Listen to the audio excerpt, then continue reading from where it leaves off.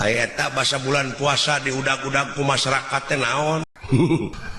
Adan aing salah. Salah kumaha? Aing geus salat asar teh aing teh jauh karelek ke hees. Aing hudang-hudang poek aing juga aing magrib. Padahal teh hujaneun. Yo cetrek karena pangeras suara. Aing teh ruas kaburitan yo adan we. Allahu Akbar, Allahu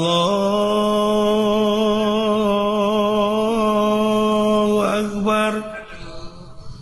Ret kena jam ding-ding kena 4:30. Atuh puguh nu ngabuburit teh buka kabeh.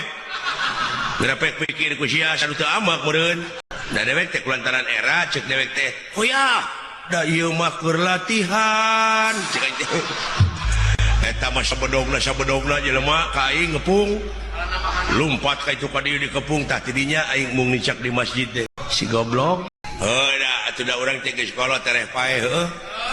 Sapanjang dina seni teh lamun dihitung-hitung mah ditimang-timang loba keneh dosa. Kitu ceuk aing oge. Patak atuh sugane jeung sugan saeutik-saeutik. Da anu bakal ka sawarga mah dalang. Ngalawora teh sia. Nah, apaan cek keterangan oge lamun jelema minang tobat bakal ka sawarga.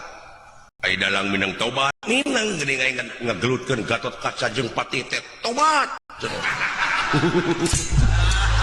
Bro, aing katipu ya. Ada jadi nggak bodor.